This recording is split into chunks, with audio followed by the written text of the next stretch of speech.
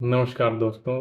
तो आजकल मैं एक किताब लिख रहा हूँ अपने ज़िंदगी के अनुभवों और अनुभूतियों के ऊपर। तो उसमें से ही कुछ छंद आपको पढ़कर सुना रहा हूँ और सब आप बीती सुना रहा हूँ और सब घटनाएँ मेरी ज़िंदगी में घटित हुई हैं। तो आप भी सुनिए और आनंद लीजिए। एक बार मैं और विवेक साइकिल की रेस लगा रहे थे। हाँ, वही विवेक जिसने मुझे साइकिल चलाना सिखाया था। सड़क खाली थी तो क्यों नहीं। हम दोनों ने अपनी पूरी जान लगा दी एक दूसरे से आगे निकलने के लिए। अपनी साइकिल को और कितना तेज चला सकें उस होड़ में कभी खड़े होकर पैडल मार रहे होते हैं, कभी झुक कर तो कभी एक दूसरे के आगे अपनी साइकिल लाकर। अब सामने से दूर पर ही एक स्कूटर आता दिखाई दिया तो हम दोनों सड़क के एक तरफ होकर साइकिल चलाने लगे। रेस अभी भी खत्म नहीं हुई, हम अभी भी उसी मूड में थे।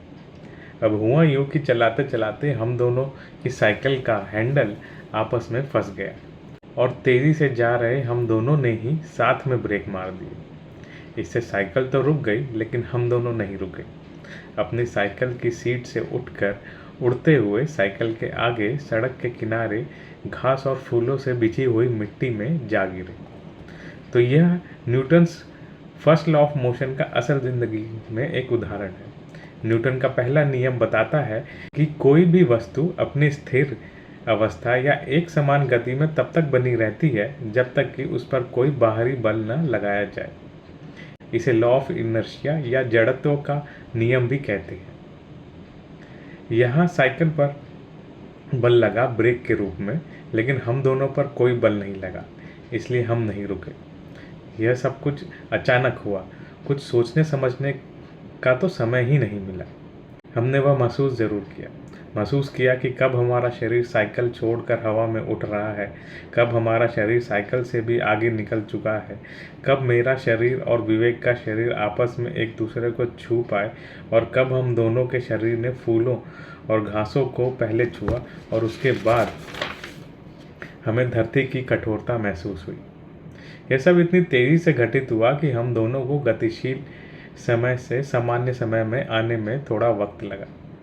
चोटें, खरोंचे, पीठ दर्द, सर दर्द, पांव दर्द, इतने सारे दर्द में हमारा शरीर भ्रमित हो गया था। थोड़ा बहुत होश बटोर कर हम बैठे शांति से। वो तो धरती माता ने बचा लिया कि कोई बड़ी चोट नहीं आई, वरना सड़क की ठोस त्वचा पर गिरते तो बहुत चोटें लगती।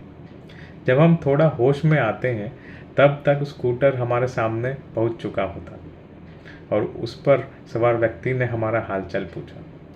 हमने सर हिलाकर कहा, नहीं अंकल, कहीं नहीं लगी। हम उठे और अपनी साइकिल की ओर देखा जो घास में दूर पड़ी थी। दोनों ने साइकिल उठाई और चलते चलाते अपने अपने घर गए। अब इस किस्से पर काफ़ी हंसी आती है, पर वह अनुभव भी जिंदगी भर के लिए था।